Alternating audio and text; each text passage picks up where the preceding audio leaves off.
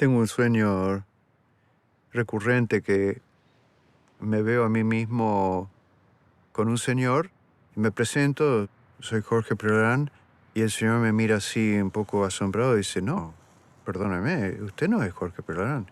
Yo lo conozco a Jorge Prelorán, y usted no es. La verdad que no tengo idea de por qué este sueño, pero podría ser que la gente no me conoce. Vivo hace 30 años fuera del país y las películas mías no se ven, pero hay un nombre ahí afuera que se llama Jorge Prelorán. Es un hombre que flota. Dicen que este hombre hace documentales y puede ser, ¿vio?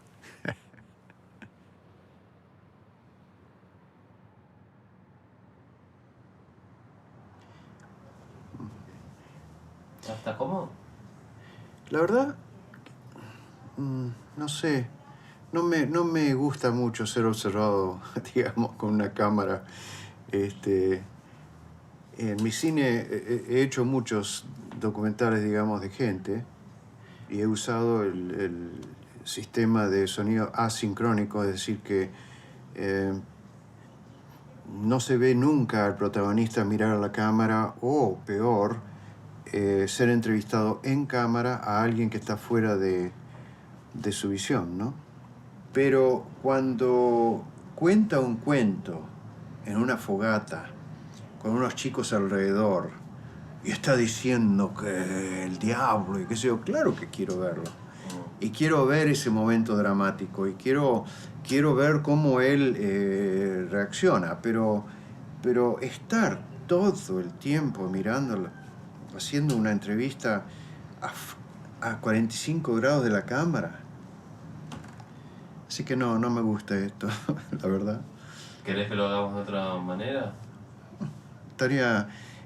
No estaría mal que me grabaras todo lo que quieras y que en cámara no usaras la cara mía hablando. Sí, para mí es una pérdida de tiempo.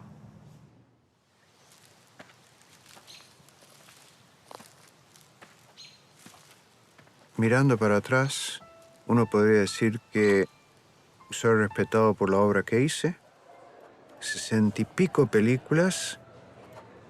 Llegué a ser profesor de una universidad muy prestigiosa en Estados Unidos. Gané 2 veces la beca Guggenheim. Tengo una compañera que me ha seguido en las buenas y en las malas. Realmente la vida ha sido muy, muy buena conmigo. Y sin embargo, llevo sobre las espaldas una angustia existencial que uno no sabe de dónde vienen, ¿no? Pero están siempre presentes. Yo nací de padre argentino y madre norteamericana. Me pusieron de nombre Jorge Ricardo Prelorán. Me llamaban Dick. No era un nombre que me gustaba. Jorge me gusta. Siempre hablaba con mi madre en inglés y siempre hablaba con mi padre en español. Éramos bilingües, yo y mis 2 hermanas. Y mi padre era un hombre más bien introvertido, hosco, silencioso. Y como tenía asma desde los 2 años, mi madre me sofocó, digamos, con sus cuidados. Y como era el único varón, me imagino que fue una decepción para mi padre. Que yo recuerde, era un muchacho alegre, se reía mucho, pero también se encerraba mucho. Era muy de meterse en la pieza, de cerrar, de quedarse solo. Pero después salía de eso y era eufórico, se divertía como loco en las fiestas y todo eso. A los 18 años hice mi primera película en el barrio. Se llamaba Venganza. El cine empezó a ser la obsesión de mi vida.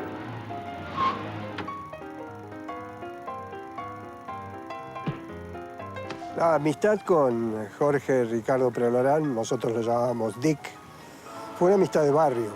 Y el grupo este fue un poco la base de todo el personal de la primera película de Prelorán. Dick escribió, lo pensó el guión y se hizo según lo que él tenía claro que había que hacer. Mi madre era puritana y odiaba esta película. Me decía, ¿cómo puede ser que yo te eduqué para ser un hombre bien y qué sé yo? Y vas y haces una película de pistoleros. ¿Qué sabés vos de eso? Tardamos 2 años en hacerlo. Muy divertido. Mi padre no sabía, no quería saber nada del cine. Para él el cine era una cosa que no servía para nada, que era frívolo, que no era una cosa importante. Él quería que yo fuera un universitario. Llegamos a una especie de acuerdo. Yo empecé a hacer arquitectura cuando llegó el momento. Me acuerdo viéndolo salir a rendir un examen y salía como un viejo, todo dado vuelta, caminando, así, no podía respirar, iba caminando hacia el tren y qué sé yo. Y volvía hecho un pibe. ¿Pero cómo? En unas horas, no rendía nada. Se iba a un cine. Iba a ver película una después de otra hasta las 9 de la noche. Y mis padres creían que yo estaba en la universidad. Pero llegué a tercer año de arquitectura y con 2 compañeros decidimos ir a estudiar en Estados Unidos. Y fuimos a Berkeley. Cuando me fui a Estados Unidos, una de las cosas que me cambió mucho fue que empezamos a frecuentar a un cura misionero, Juan García. Y él me sugirió una vez que fuéramos a un campamento de braceros. Los mexicanos que venían con una idea clara de trabajar en un cierto lugar y después volver a México. Cientos de hombres trabajaban en las cosechas por nada. Hay una injusticia ahí. Hay algo que uno siente como básicamente mal. Eso me chocó. Y viniendo de una sociedad muy holgada, me chocó quizá por primera vez el ver esta diferencia tan grande en las capas sociales.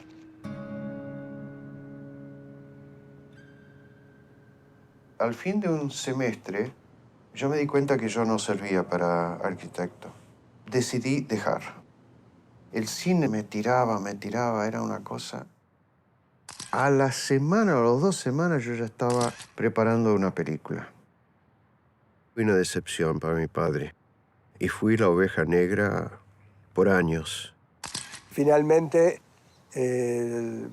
al no hacer una carrera formalmente prolija, tuvo que hacer servicio militar en Estados Unidos y se fue a Alemania. Me mandaron a Alemania después de la guerra de Corea, así que me salvé de Corea. Tenía que sentirse evidentemente muy solo, y entonces recurrió a una libreta de direcciones de sus compañeros de secundario y le escribió a todo el mundo. Elsa era una compañera mía en 5º año, muy simpática, muy dulce. Y estando en Alemania, no sé por qué, le escribí. Me contestó, empezamos a cartear, lindo. Y un día le escribí y le digo, mirá, ¿qué pasaría si vos te venís acá? Si congeniamos, nos casamos, y si no, te volvés. Y entonces Elsa dejó pasar un mes, no sé, o algo así. Y de golpe me mandó una carta que es un sí grande. Nos casamos. Me volví inmediatamente a Estados Unidos. Yo ya estaba en la Universidad de California. En esa época estaba haciendo pequeñas películas con actores. Y después hice Muerte no soy orgullosa, que esa sí ya era más sofisticada y le puse sonido y todo. Es como si fuera una metáfora de una muerte sin razón. Es una película de un soldado que huye de una batalla, encuentra una cierta paz, pero la muerte lo alcanza. Esa es quizá mi primer película importante. Yo ya estaba tan metido en cine que el matrimonio en sí no tuvo la injerencia que tendría que haber tenido. Mi mujer estaba esperando a nuestra hija y creía que ahora íbamos a volver a Buenos Aires y íbamos a sentarnos. Volvió ella primero y después volví yo. A los 2 meses tuvimos a la nena. Al mes de eso nos separamos. Si hay algo que me pesa en la conciencia es eso.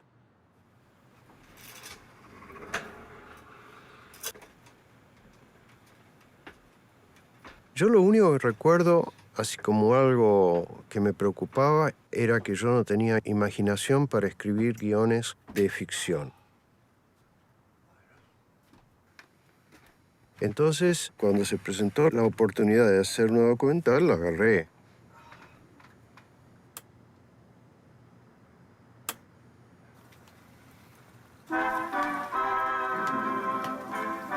Love thy neighbor as thyself.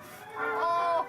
Pasé por Nueva York y conocí al señor Tinker, que hasta el día de hoy hay una fundación que da mucho dinero para todo el tema latinoamericano. Y él me dijo si quería hacer una película sobre el gaucho. Entonces yo vine a Argentina y ahí fue por primera vez donde me di cuenta que me gustaba hacer el documental.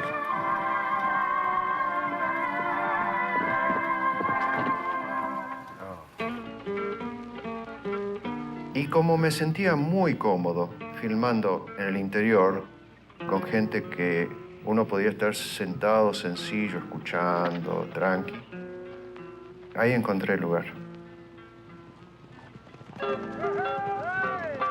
La miniserie de los gauchos fue muy linda porque era muy libre. Era tener un jeep, tener nafta, tener un compañero que era pierna para cualquier cosa y nos largamos al país.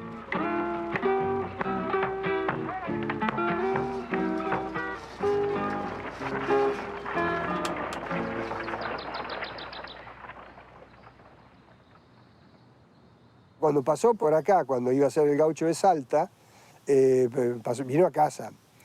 Y entonces se entusiasmó un poco con el lugar, la universidad, la posibilidad esta.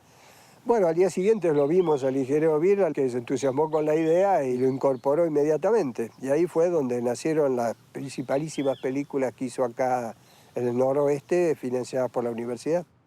Cuando él vuelve formado, en la Argentina lo espera un país propicio. La Universidad de Tucumán que encuentra a Jorge es un portento. No por casualidad empieza con la Universidad de Tucumán.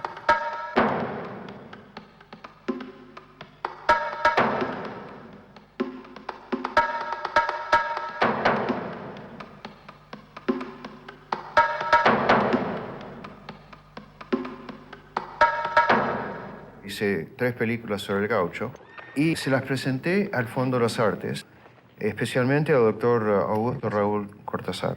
Y entonces enseguida entabló amistad conmigo. Él era mi mentor. Y yo te diría ahí que se juntan dos titanes y convergen desde caminos diferentes con el mismo objetivo. Fue la persona con entusiasmo que me alentó en todo. Hacíamos un calendario de cosas que pasaban, ritos, ceremonias o alguna cosa especial, una feria. Entonces corríamos con el jeep y tratábamos de documentar eso en 2, 3, 4, 5 días.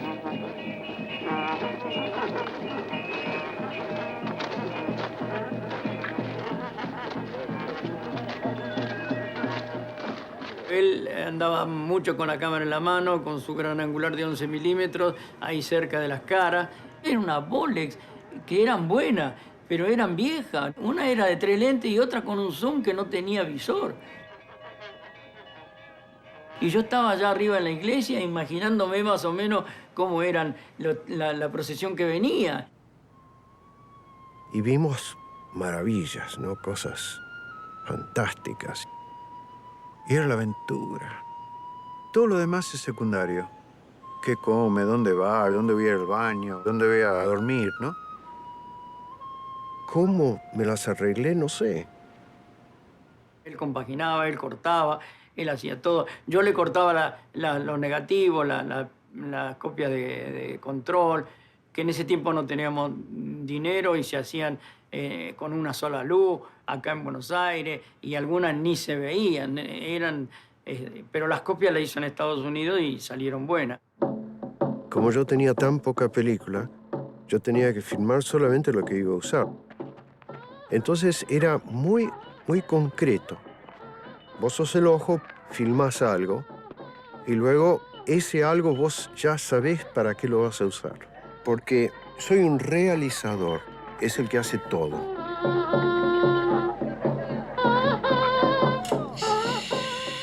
...20 segundos. Nada más que 20 segundos. Tenías que hacer lo que podías. Y esto me encantaba también, ¿no? ¡Track! ¿Viste? Gran angular enseguida. Veías por acá. ¡Excelente! Foto por foto. ¡Qué lindo! ¡Ay, cómo me gustaba esta cámara! La llevé por toda Argentina por 40, 30 años. 30 años. 30 años. Sí, sí. Ay, qué belleza. Que choca ¿Sí? Sí, sí, ahí está. Ahora sí. 50 películas. ¡Wow! Con los 30 segundos que tenía para filmar con la Bolex, él es como que encontró un sistema para que después en la compaginación todo eso le sirviese para que la película fluyese naturalmente.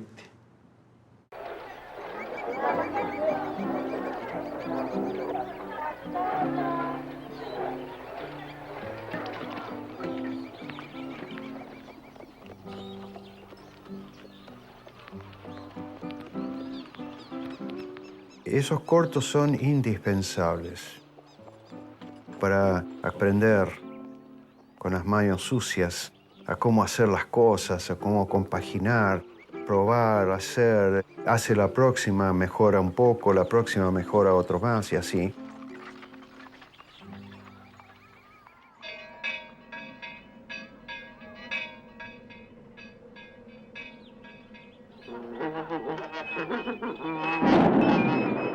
Y las primeras 40 son la búsqueda de un lenguaje, de una estética. Y una vez, por un año y medio, nos revelaron 7 horas de película. Y cuando la revelaron, yo tenía 15 películas para compaginar. Era el dulce de leche, ¿viste? Era una maravilla.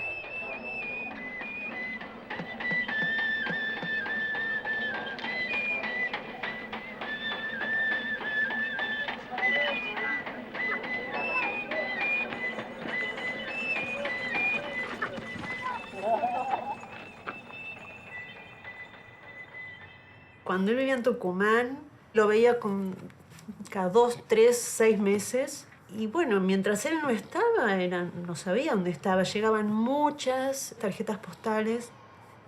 A medida que yo fui creciendo, se fueron transformando en cartas. Y básicamente era eso, era una relación epistolar. Yo recibía muchas cartas a las que no podía contestar porque no había una dirección fija donde ubicarlo. Y bueno, cada tanto volvía a Buenos Aires, me venía a buscar y bueno, las salidas y demás. No fui buen padre. Porque fui un padre de domingo. Sacar a mi hija de vez en cuando yo venía de Tucumán, la vi crecer así, de a ponchazos. Él se metió para adentro y salió al mundo exclusivamente con su producción cinematográfica. Al tener éxito esto, él tuvo una base de sustento y es allí donde apoyó su personalidad.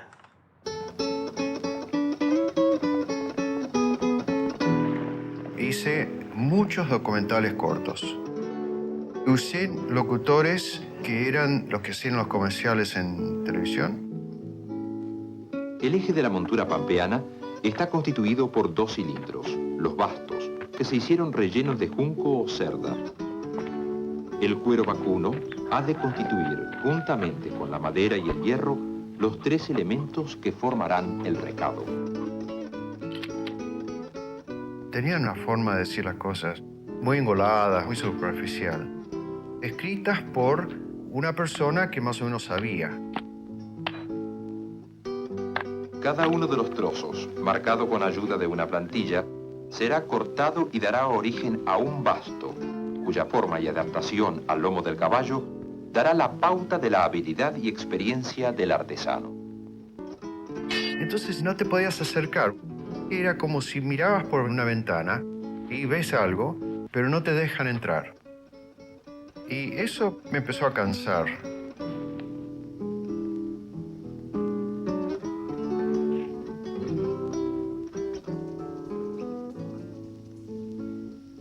Yo filmaba con una cámara que no podía hacer sonido. La cámara era a cuerda, que hacía mucho ruido, y la grabadora no estaban sincronizadas. Yo soy Damasio Caitrú, nacido en Rusca Choroy. Yo soy un indio. Yo tengo traje, tengo combache, tengo bota, no me pongo chiripa, porque demasiado conoce mi idioma, que soy indio, y somos mapuche. Mapu es tierra, che es persona. Por eso que dicen mapuche. Gente de la tierra. Un personaje vive de una cierta forma, come, tiene una economía familiar, tiene una tradición, y eso es todo una cosa sumamente filmable. Pero en realidad lo que falta es llegar al espíritu de esa persona. El espíritu individual de cada persona, el alma, es lo que piensa. Y si decís piensa, quiere decir lo que dice. Así que son las dos formas de expresarse que hacen que ese individuo sea absolutamente único sobre la tierra.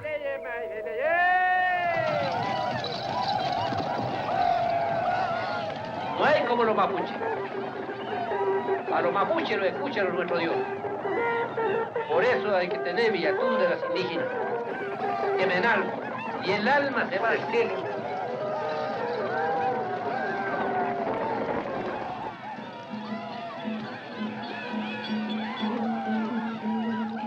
Porque si no, la tendencia es, vean estos salvajes, cómo bailan y cómo danzan y cómo cortan el cuello a este y la sangre la usan por todos lados. Las creencias por las cuales esta persona hace eso, no se las ve. Cómo siente, cómo piensa, cómo ve la vida, cuáles son las creencias religiosas.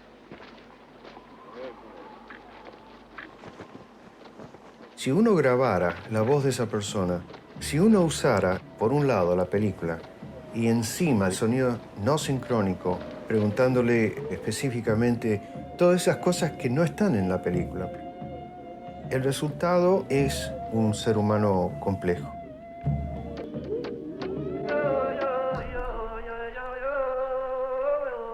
Es una gran evolución entre un cine descriptivo, un cine desde afuera, visto casi con ojos turísticos, ¿no? A un cine más comprometido. Un día mis padres me dicen que van a ir a hacer un recorrido del norte que no conocían. Un mes o dos más tarde, yo la escuchaba a mamá hablar sobre el viaje que habían hecho en el norte.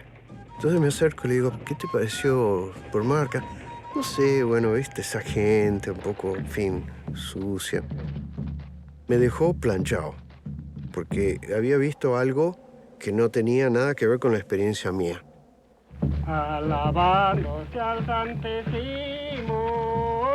La experiencia humana de devoción, de fe, de procesión, no le había tocado. Y es posible que eso sea lo que me llevó a hacer una película sobre un individuo, y Hermógenes fue producto de eso, para educar a mis padres. Y la idea de educar a mis padres era educar a los burgueses. Quizá haya brevado del racismo que tenían mis padres hacia los negros, hacia los demócratas, y parte de eso es a los indios. Yo soy Hermógenes Cayo.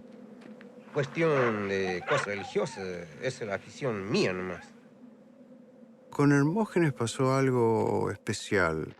Me fascinó él personalmente.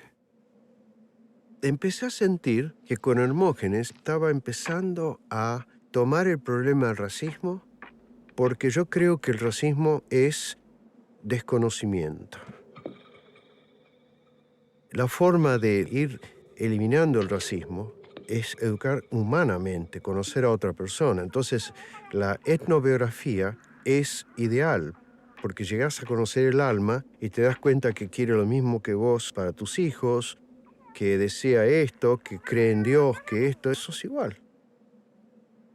Yo venía haciendo muchos cortos y me encontré con este personaje, Hermógenes Cayo, y en vez de filmarlo enseguida, no sé por qué, lo dejé pasar y lo visité 2, 3, 4 veces hasta que por fin saqué el grabador y en base a lo que le grabé, empecé a filmar. Yo soy santero de profesión. Ya Dios lo habrá designado para que sea con esa profesión. Ese estilo de poner primero la voz y luego inspirarse sobre lo que dice para ilustrar lo que dice, me resultó muy agradable. Y empecé a entender que ese podría ser un estilo que tuviera una cierta subjetividad, pero basada en lo que el personaje me inspira y no lo que yo veo o me inspira el lugar. Él preparaba su matrimonio, él se casó enfrente de la cámara. No mira la cámara, quiere decir que los dos, tanto él y yo, estábamos jugando a documentar su vida y él se prestaba a hacerlo.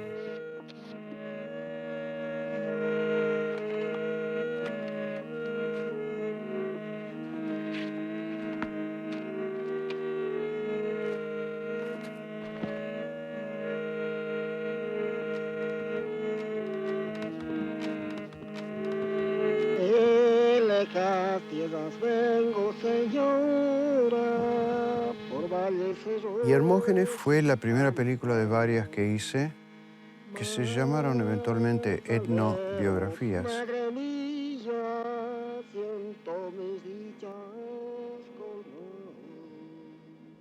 No son estereotipos que sirven para expresar ideas, marcos teóricos que están anteriores a ese personaje.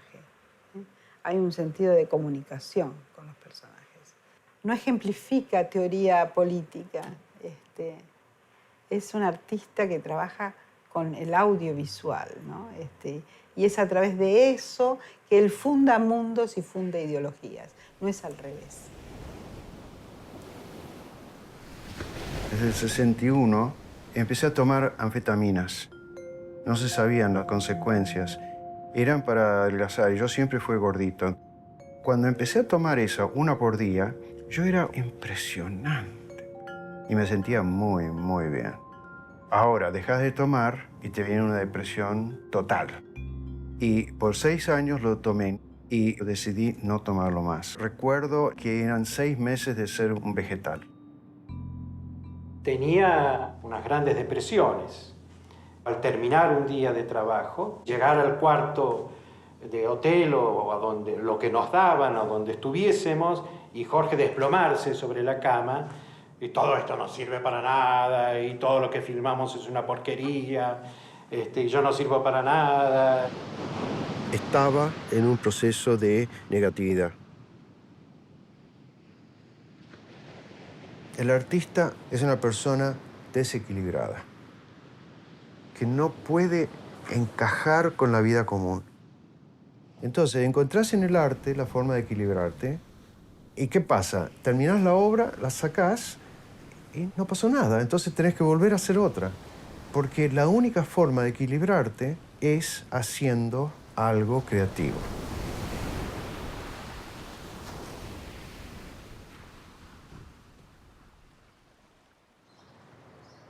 Con Jorge nos conocimos de una forma realmente muy casual.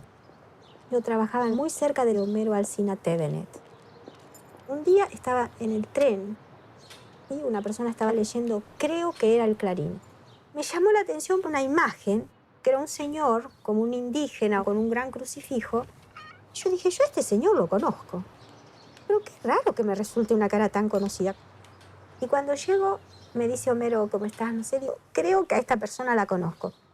Y Homero, de una forma así, dice, de ninguna manera, salvo que hayas visto la película de Jorge Prelorán, Y le digo, no sé ni quién es Plonorán, la película no la vi, la tenés que ver. Dice, porque es un documental totalmente original. Lo llama y habla con Jorge y le dice, si vos nos prestás tu copia, nosotros tenemos un microcine y la podemos ver acá. Y Jorge le dijo que sí. La película me impactó, me llegó profundamente. Y yo dije, de nuevo, yo a este hombre lo conozco. Muchos años después, encontramos un diario de viaje de Hermógenes Cayo. Y en ese diario de viaje, Hermógenes dice que él, en 1946, pasa por Ramos Mejía, donde el padre Merola y un grupo de niños de catecismo nos esperan con sus comidas. Dije, este hombre yo le di comida. De ahí lo conozco a este hombre. Y así fue, bueno, como conocí a Jorge, por Hermógenes. Mabel es un personaje clave para Jorge. Eran dos piezas sueltas, incluso de un enorme rompecabezas, y se encontraron. Creo que le ha hecho muy bien a Jorge. Tiene toda esa dulzura, pero también esa fortaleza para estar al lado de Jorge.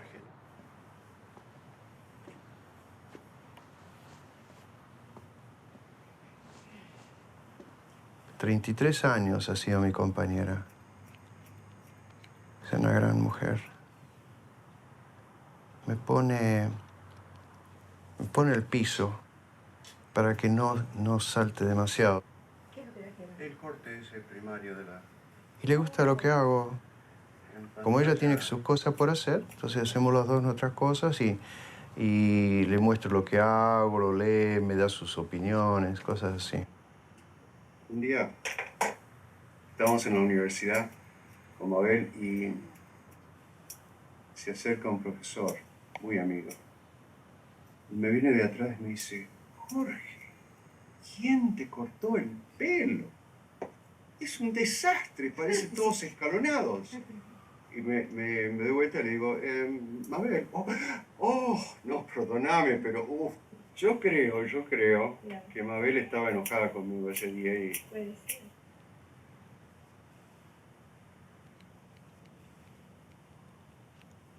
Espera un poquitito que voy a sacudir esto y te hago la...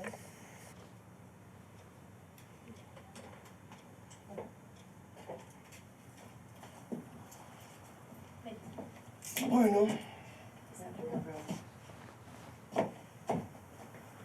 Esto es el toque final. No, porque está lleno de pelos. El toque final del profesional. Bueno, lo único que necesito son mis lentes para volver a disfrazarme de Jorge Prelorán. ¿Crees que esto está para lavar, Jorge, lo podrás usar? Acá carecemos de peluqueros y de muchas cosas. Entonces yo empecé por agarrar la tijera y el peine. Y empecé por los paisanos aquí de la zona. Con Chengo Miranda. Fue muy linda experiencia con los Miranda. Fuimos en un vehículo y me quedé. Y yo miraba y después a la noche les dije si querían hacer la película y me dijeron que sí. Era un hombre tan sencillo, Jorge, era como que llegara cualquier vecino para nosotros. Pero él era como cualquiera, vivía como si hubiera sido acostumbrado. Me imagino lo que habrá sufrido. Lo peor es que no había baño, que lo más que se extraña y se sufre es el baño. Yo iba a lo de Cochengo y pasaba horas y días charlando con ellos, grabándoles las voces, viendo cómo encaran estas personas según una filosofía de vida, según una forma de mirar, cómo ver el mundo. El agua tenemos que conseguirla así en los pozos para darle agua a la hacienda. Acá se saca en una bolsa de cuero que se tira a caballo con un cable. Como en tiempo de verano beben 2 veces al día, tenemos que estar siempre, todo el día recibiendo el agua y otro tirando. Así que es una esclavitud. Era muy fácil hablar con él, tanto él conmigo y yo con él. Y eso es un aporte para mí muy, muy importante. Es la relación que vos tenés con la gente que filmás. Y tenés que estar entregado. hay una relación de respeto. La verdad que yo he hecho versos así, supe cantar antes. Después, una vez que he dejado, yo acá estoy en el trabajo y no salgo nunca a ningún lado. Yo soy apenas un puestero nomás.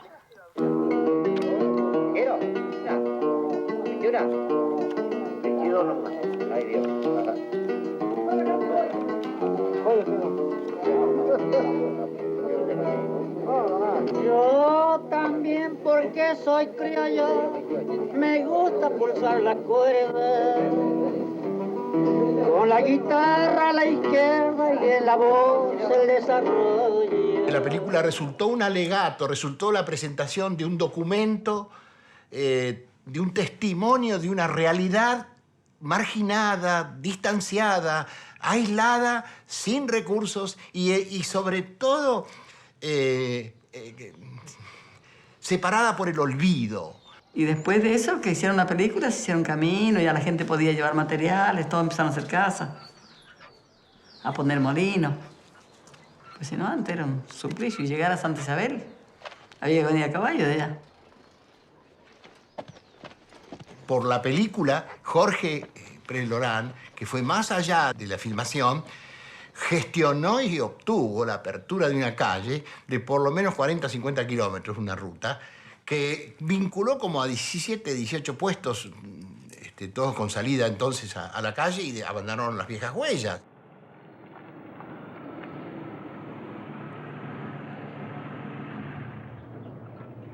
Si hay alguien que hizo algo por los marginales, fue Prelorán, no los usó ideológicamente.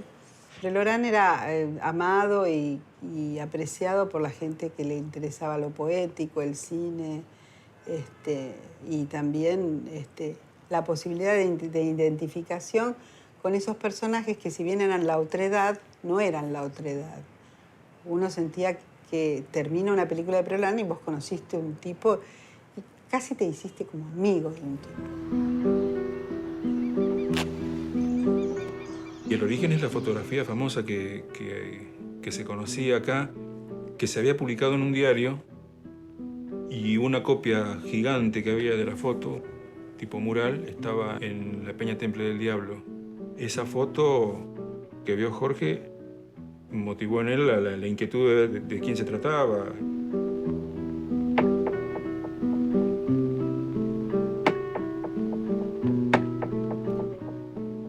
El 60-65% de la población mundial está en condiciones como Cerda, pobrísimos y en estado de dependencia. Es como si fueran los siervos de la Edad Media en el siglo XXI. Fue alrededor de mediados de los 70 que empecé a entender que yo tenía una responsabilidad hacia la civilización. Poco a poco las películas se hicieron más responsables. Por eso es importante documentar estas cosas, porque uno tiene que tratar de poner los conocimientos que tiene uno y tratar de que públicos masivos vean estas realidades. Es indispensable usar el cine como para que nos demos cuenta de lo que estamos haciendo, ¿no? No me convences si haces una película didáctica sobre la polución. Es un ejercicio intelectual, pero si va a través de una persona que lo está viviendo y que entiende y que ve que su agua está podrida, entonces de pronto uno lo siente como hermano. Y bueno, entonces tenemos que hacer más documentos humanos. Yo estoy echando aquí, que trabajo yo y toda mi familia, y siempre estoy en el mismo estilo. El de la patrona, chiquito, todo. Uno a quemar rama, otro a cargar leña, otro a juntar basurita, otro a tapar un hoyo, y así. Y parece que no ayuda, pero ayuda. Trabajo yo y toda mi familia y no ganamos ni para comer. En la década del 60, digamos, algunos antropólogos, sobre todo del campo de la izquierda, creyeron que porque Prelorán hacía películas sobre santeros, y quizá porque trabajaba con Cortázar, quizá por su formación familiar, que era como un católico. Y para algunos eso es una mala palabra, o de derecha. Tengo entendido que, por un lado, los derechistas me consideraban con una cierta sospecha de que yo podría estar haciendo un cine subversivo, dejando hablar a la gente común. Y por otro lado, una izquierda muy dogmática que consideraba que yo no usaba el cine para cambiar el sistema. Cuando paga el patrón tendría que hacerlo firmar un recibo usted, que no es cierto. Pero no hace firmar ningún papel, es un arreglo así nomás, como a lo indio le voy a decir al buey, de palabra nada más. No servía para la lucha de clases, sino que servía para una palabra que decía Goebbels, que la oía y sacaba el revólver, que es humanismo, ¿no? Y se va la vida, y pasan los días, y se va, y se va, y se va, y nunca... Es una tristeza para el país.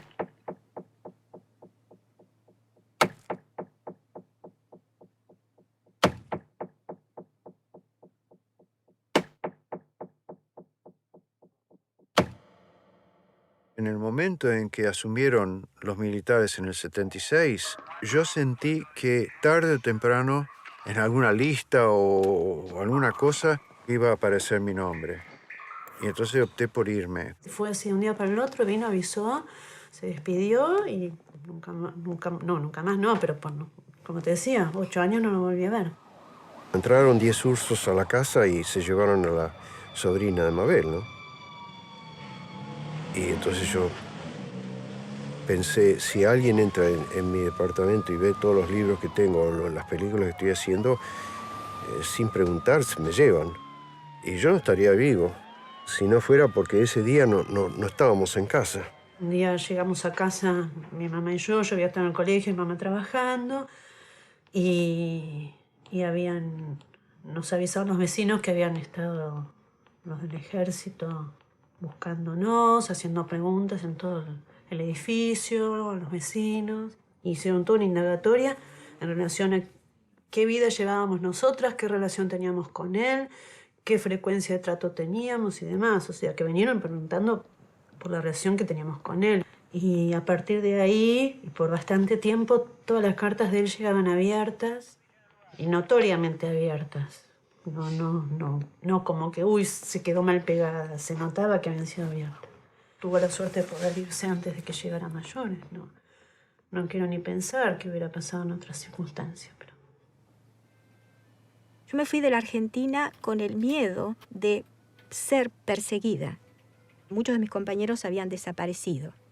Luego desaparece mi sobrina. Es decir, el estado de inseguridad para mí era muy grande. Fue el alejamiento de mi familia, de mis amigos, y el no saber cuándo íbamos a poder volver. Pero me sentía a salvo, me sentía protegida dentro de la universidad. Y pensar lo que estaba pasando en la Argentina me hacía aceptar esa nueva realidad. Si bien la ida de acá fue una cosa terrible, rápida y así, a todo dar, y horrible debe haber sido, supongo, lo de allá fue como un gran mar de tranquilidad, porque en definitiva llegó a un lugar donde lo recibieron muy bien. Y le fue muy bien, no tengo ninguna duda. Fui a Estados Unidos y fui profesor. Y ahí, de pronto te parás, reflexionás, mirás para atrás, decís, ¿qué he hecho? ¿Para qué? ¿Por qué? ¿A dónde voy? Y la convicción mía implica que yo tengo que hacer solamente cosas trascendentes. Y lo más trascendente en mi fuero interno, es la educación. Tratar de educar. No educar en un pequeño nicho, sino qué es el mundo, qué es estar vivo, qué es la maravilla de este planeta increíble en el cual estamos. Cuando entré a la Universidad de California, me pareció un sueño demasiado extraordinario. Y fue un privilegio absoluto ser parte de esa universidad. Iba a la aventura de nuevo. Y fui y caí parado, porque estaban buscando profesor. Tuve una suerte increíble que estando en una universidad, tanto la de Tucumán como la de Estados Unidos, la UCLA, podía hacer cine a largo plazo. Y un día me llaman Steve Raymond, uno de los alumnos que yo había enseñado en Estados Unidos en los primeros años. Me dijo todo entusiasmado que había empezado a hacer una película sobre un hombre de 94 años, Luther Metke, que vivía en los cerros de la alta montaña.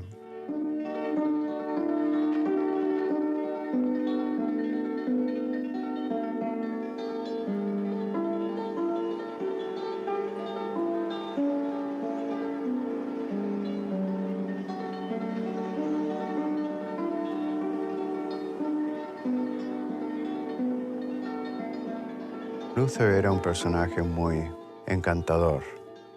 Era poeta, era filósofo y un hombre que trabajaba hachando, armando sus cabañas.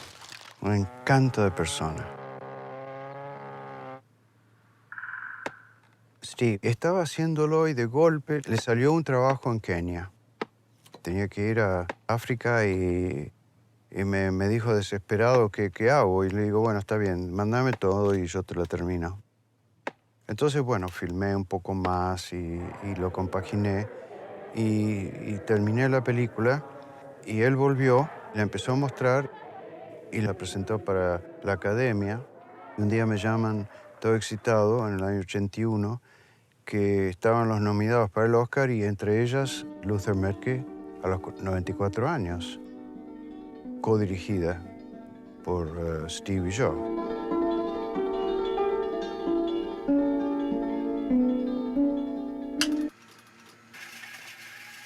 Era totalmente inesperado y fuimos con Mabel a la presentación de los Oscars, pero ganó otra como siempre. Los Oscars están llenos de perdedores porque gana uno y hay 4 que perdieron, así que estaba en buena compañía, digamos. Esta cosa de carácter tan fuerte de Jorge, creo que lo llevó, por de pronto, a tener ideas muy claras, a conocer muy bien lo que quería y a buscar los distintos caminos para conseguir lo que quería. Sin una voluntad férrea detrás de eso, Jorge hubiese hecho seguramente la mitad de lo que hizo. Es una obra que hay mucho esfuerzo para que salga bien compleja y bien estructurada. Eso es la idea, la sensación de que cuando lo terminás es una obra que no va a ser perecedera. La historia de Soleil es que por una casualidad fuimos a Quito a mostrar nuestras películas. Y la gente de Quito nos llevó a Otavalo. Como a ver, nos pareció un lugar muy interesante. Y empezamos a buscar personajes. Y por esas casualidades conocimos a Soleil, que tenía 18 años, que se prestaba a que ella nos llevara a conocer gente del lugar. Entonces, Mabel me dijo así, ¿por qué no la hacemos a ella, protagonista? Y empecé a filmarla. Y nos empezó a llevar a los rincones más recónditos de su cultura. Mientras filmábamos esa película, esa etnografía, Soleil nos preguntó si podía venir a vivir a Los Ángeles un tiempo. Y Mabel le dijo que sí, cómo no. Y ella se consiguió el pasaje a crédito y se vino con nosotros.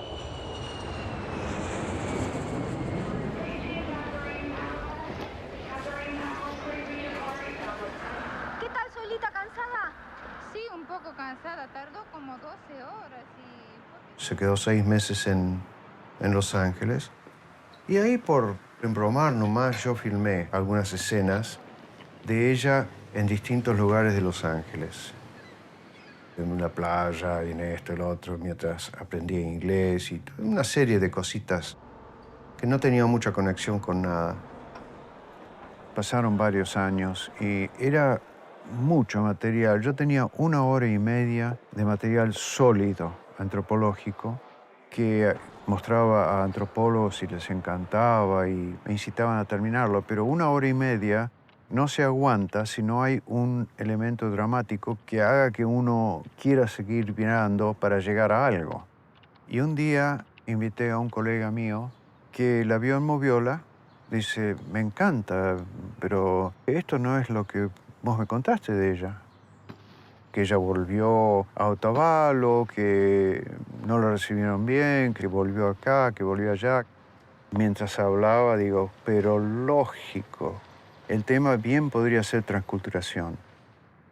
A raíz de eso empecé a pensar la película de otra forma, poniéndola a Mabel dialogando con Zuley frente a la Moviola y comparando experiencias de la transculturación.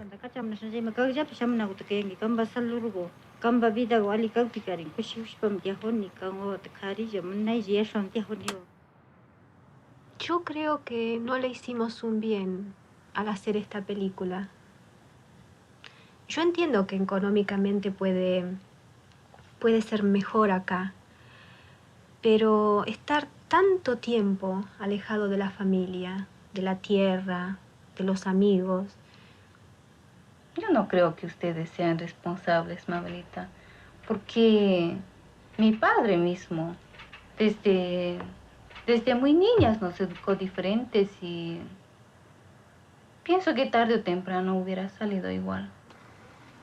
Y la película termina con una pregunta que no se pudo responder.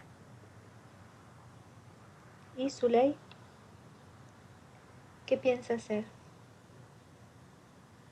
No sé.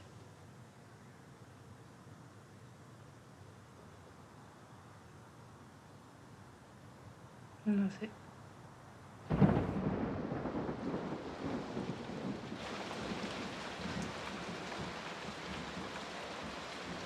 En la actualidad estoy aún más contenta porque tengo esa posibilidad de trabajar con ellos acá. Porque antes, imagínense, en aquella época el turismo no existía. Entonces no fue permitido a otras personas acá. Ahora, como ya trabajo con turismo, ellos más bien están muy satisfechos, muy contentos de trabajar conmigo. Entonces, estoy bien recibida acá, estoy bien recibida allá. Por lo tanto, yo pienso que no he perdido nada. Es la única persona a quien conozco quien podría decir que ha aprovechado su vida haciendo tantas maravillas. Y la relación a lo largo de tantos años crea ya un vínculo muy afuera de la película. Zuley era como una hija para mí. Ellos me han formado de otra forma. Entonces, lo que yo tuve esa oportunidad de lo que yo no tuve con mis propios padres. Gracias a ellos estoy donde estoy muy contenta.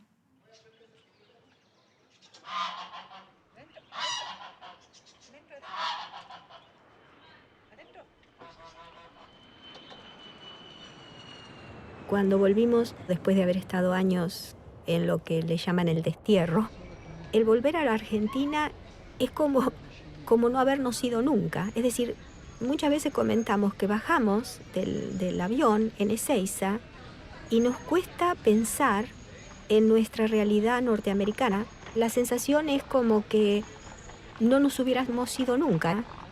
Fuimos en el 76 con Mabel y no volvimos hasta el 84, que nos sentimos con la posibilidad de volver. Además, traje varias películas que no había terminado acá y pudimos ver Los hijos de Cerda en La Pampa. Y eso la mostré cuando volví. En Santa Rosa fue una ovación, una ovación. 5 minutos de aplauso. Después de todo ese régimen, en La Pampa era una especie de liberación. En el año 83, al hacerme cargo yo del Instituto de Cine, decidí tratar de recuperar algunas personalidades que se habían ido por diversos motivos, pero que hacían falta a la Argentina. Y desde el instituto le hice una invitación a Jorge para que en una especie de coproducción con la Universidad de Tucumán, él volviera a Buenos Aires y dictara unos cursos en el interior del país y también en el ENERC, en la Escuela de Cine del Instituto de Cinematografía. Al volver la democracia, Prelorán vuelve a Argentina, da una serie de clínicas. Yo participo, me acuerdo, de 1 o 2 jornadas en el sur de la provincia de Buenos Aires, conversando con él. Él proyecta algunos fragmentos de sus películas, las explica. Y bueno, siempre el encuentro con el autor, con el que uno considera como un modelo, es muy rico, ¿no? Yo lo que recuerdo de él es mucha generosidad y alguien que proponía y que no imponía, ¿no? Recién cuando él volvió, en el 82, 83, empezamos a frecuentar cuando él venía a la Argentina, porque yo no viajaba tampoco para allá.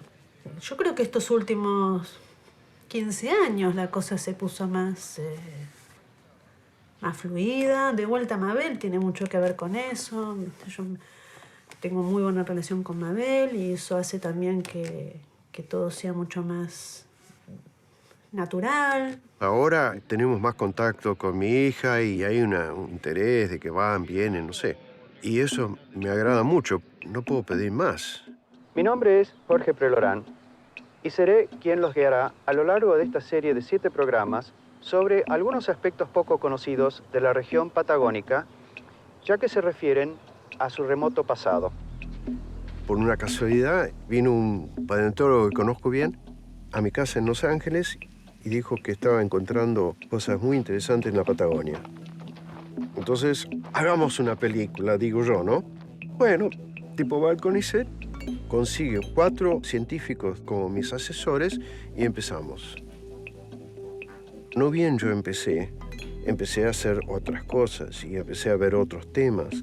Y esos 4 se multiplicaron y en vez de 4 eran 46. Cada uno me contaba otra parte del rompecabezas y se iba agrandando. Y llegó un punto en que llegó 6 años y eran ya 7 horas.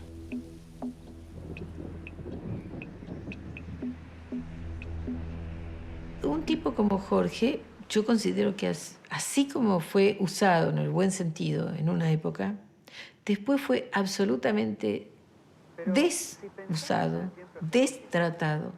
Fue un hombre que se podía haber aprovechado en el buen sentido de la palabra muchísimo más.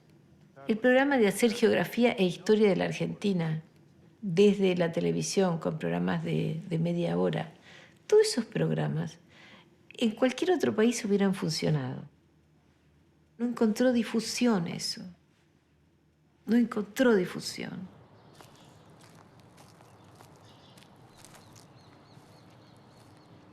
Cuando yo entré a la UCLA, los alumnos tenían un idealismo parecido al mío.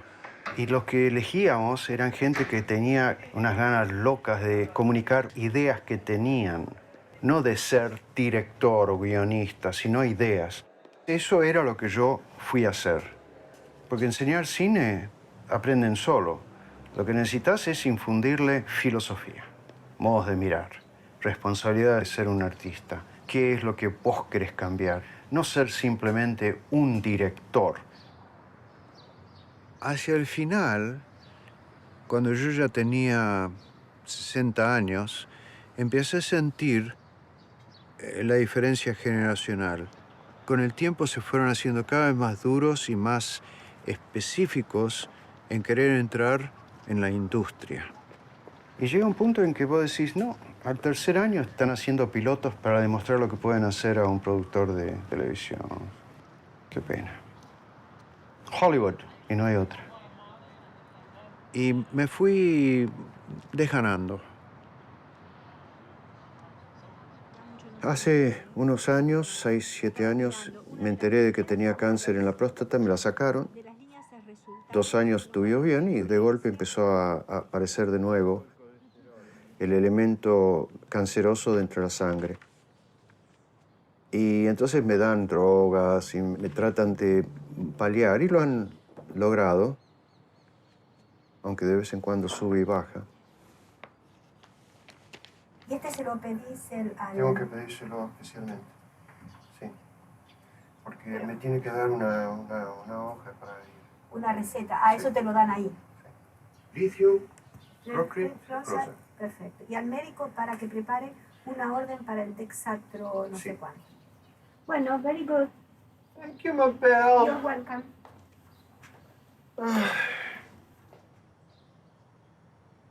Yes, good morning. I would like to request 3 different medications for my husband. Thank you. 208754. His problem, he has cancer. And the name of the medication is Procrit. Yeah, and he needs more.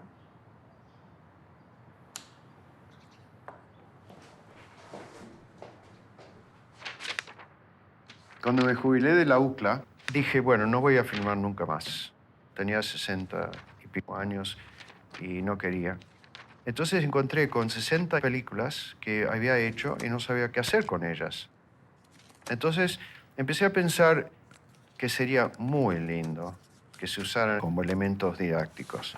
Y empecé a hacer el libro para que el chico encuentre en estas biografías elementos vocacionales.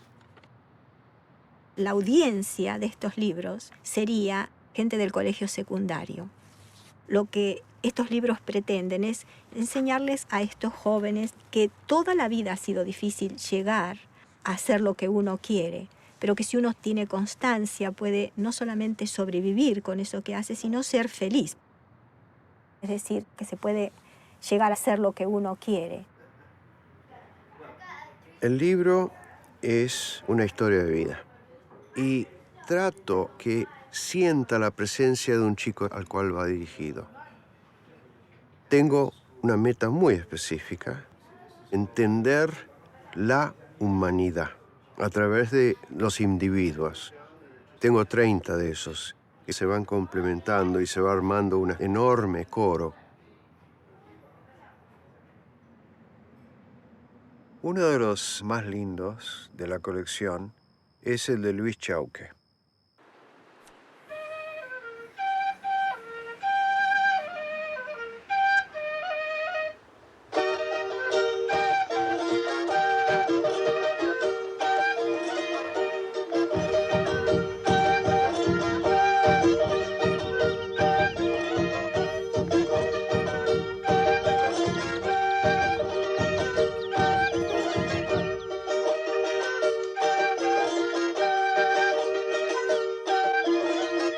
Tenía 12 años cuando lo filmé hace 35 años. Y después lo encontré en Jujuy, tenía 47 años. Entonces todos los textos son en realidad lo que él dijo recordando su juventud. Y yo lo meché con un montón de coplas anónimas y con las pinturas de los chicos de Chucalesna que llegaron a ser realmente maestros en lo que hacían.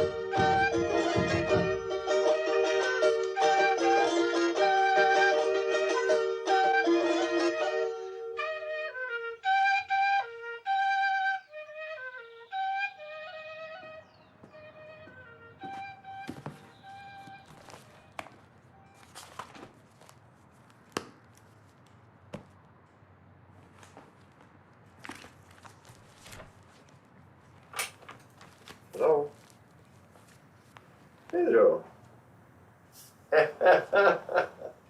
Qué bueno oírte, Pedro. Gracias por llamar. Pero lo estaba trabajando en este momento, mirá vos.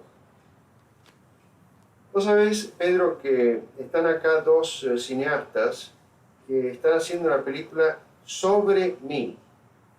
Están haciendo sobre mí.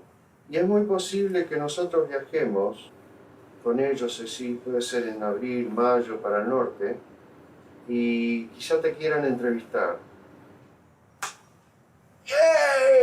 que sea un año de que de pronto el libro salga y todo. Ojalá. Bueno, muchísimas gracias, ¿eh? Te deseo lo mejor.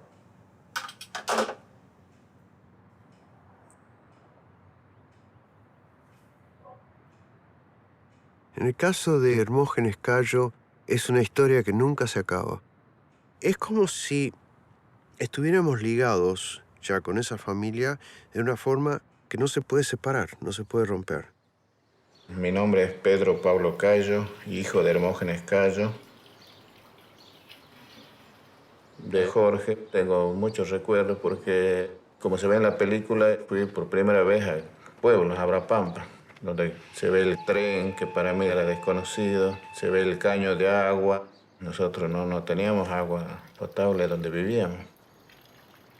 Me acuerdo que abrí la canilla y metí el dedo y salió el agua, y bueno, que para mí era algo desconocido hasta ese momento, ¿no? Siempre me pareció muy triste que él no tuviera nada de su padre. Y yo creo que para él era muy importante juntarse con algo que era el espíritu del padre. Yo tenía 2 caballitos y un torito en casa. Y me propuse dárselos a él. Estos caballitos son realmente una delicia. Son de madera tallada.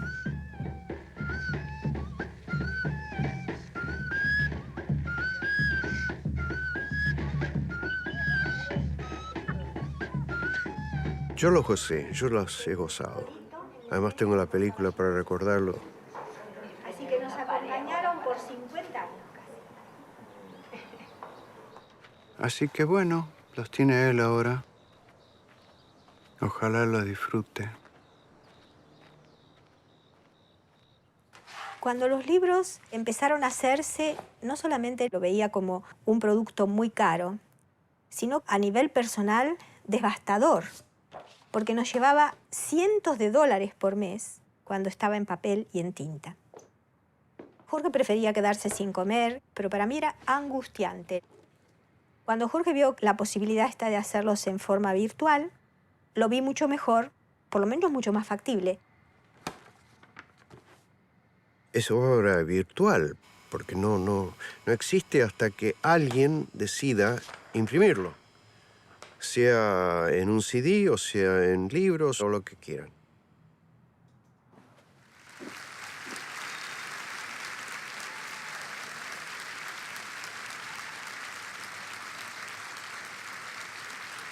Es muy lindo que te homenajeen.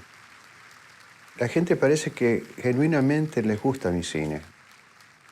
Pero después de 30 años, es un homenaje a un nombre. Porque nadie me conoce acá. Siempre pienso que es tremendo lo que ha pasado con Jorge, ¿no? Jorge debería ser una estrella en la cultura argentina, una especie de Borges del cine antropológico, del documental. Si uno tuviera que elegir la gran figura del cine argentino de todos los tiempos, no podría pensar en otra persona que en él, ¿no? Porque abarca un aspecto que a la Argentina la caracteriza y es lo cultural dentro del cine, ¿no? Y lo cultural, lo social, lo antropológico. Cuando me convocan para crear un canal en el Ministerio de Educación, y de ahí, de esa idea, surge Canal Encuentro, sin duda Prelorán es uno de mis modelos, ¿no? Y ahí decidimos hacer una gran serie sobre los pueblos originarios de la Argentina. Y creo que esa serie está marcada por las ideas y por la estética de Prelorán. Yo era de la Universidad de Tucumán y el Fondo Nacional de las Artes me daba un poquito de dinero y con el tiempo esas películas se rayaron, se cortaron y desaparecieron. Por 20 años casi no se veía mi cine. Esto me ha dado rabia. Que la Cineteca del Fondo Nacional de las Artes vive con la memoria de mis películas. ¿por qué no ponerle un poco de dinero y hacer las versiones de nuevo y hacerlas bien? Eso es lo que me duele. Que yo haya tenido que ir cada tanto para ver si querían hacer copias y qué sé yo, y a veces la antesala era esperar y esperar y esperar para que un funcionario después me diga displicentemente sí o no o lo que sea, ¿no? Hay un pecado de omisión muy grande. ¿Por qué? Porque no representa a Prelorán negocio para nadie. Pero sigo convencida de que Prelorán es un clásico que va encantando a distintas generaciones. Y siempre va a haber alguien que tenga la llama de Prelorán. No está condenado al olvido. No lo van a poder olvidar. Ninguno de estos libros ha sido publicado. Puede ser que yo me muera y a los 50 años encuentren esto en un vacío y lo hagan. No sé. Yo ya estoy en mis 70. ¿Cuál es el uso mejor de mi hora diaria? ¿Sentarme a hablar por teléfono y tratar de conseguir que alguien me dé pelota? No, pero yo quiero dejar obra. Soy un tipo que no puedo parar. Es una cosa que me empuja de atrás, no sé qué. Y me meto en un libro y no salgo. Es enorme cantidad de tiempo y de materia gris para ver cómo tiene que salir este libro exacto. Es como la compaginación, cuál es el ritmo y cuál es la secuencia y cómo va a engranar con otra cosa. Es tan delicado.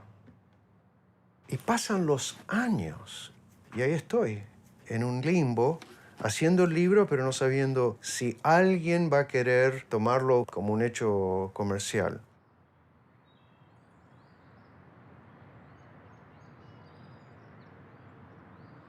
Uno va viendo que nadie tiene la vida controlada, que los tratamientos dan para muchas personas buenos resultados, para otras no tan buenos.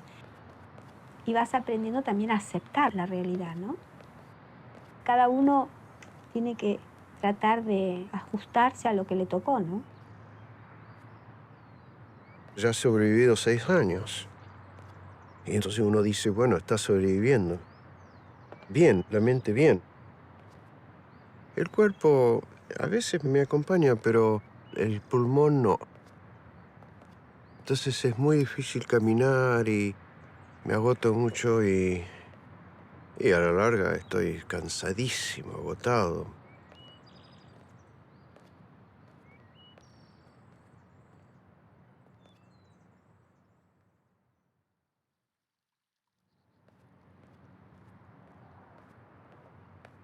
Tanto Jorge como yo notábamos su declive, digamos, físico, porque se cansaba muchísimo, porque los exámenes indicaban que las células cancerosas iban subiendo. Entonces, estas señales nos hacían ver que el cáncer estaba avanzando, que estaba venciendo, digamos así. Jorge iba teniendo cada vez menos concentración. Es decir, pasaba más tiempo durmiendo. Gracias a Dios, Adriana, la hija, decidió venir para verlo a Jorge, para ver cómo estaba. Entonces Adriana vino y habló con Jorge. Después de saludarlo, a Jorge le digo a Adriana, vení que te preparo un almuerzo. Mientras Adriana almorzaba, yo volví al cuarto y le dije a Jorge si necesitaba algo. Y él, que estaba como dormido, me dijo, ¿y Adriana? Digo, estuvo recién saludándote, pero ahora está almorzando. ¿Querés que le diga que venga? Se sonrió y dijo, no. Eso fue lo último que escuché decirle. Esa noche murió.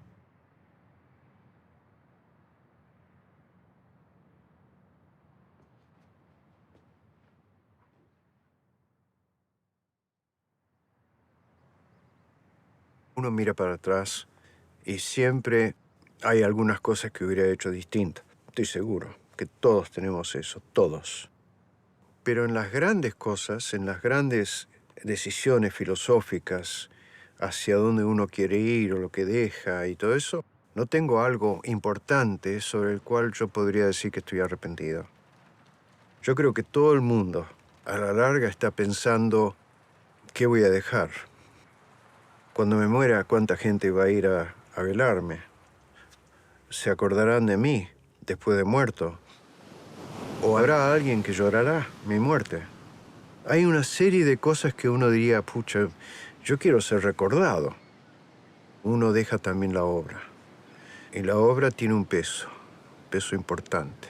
Ese talento que uno pone, el tiempo que usó, el dinero, los meses, ¿no?, de hacer algo que haya sido algo que quede positivo para la sociedad en que uno vivió.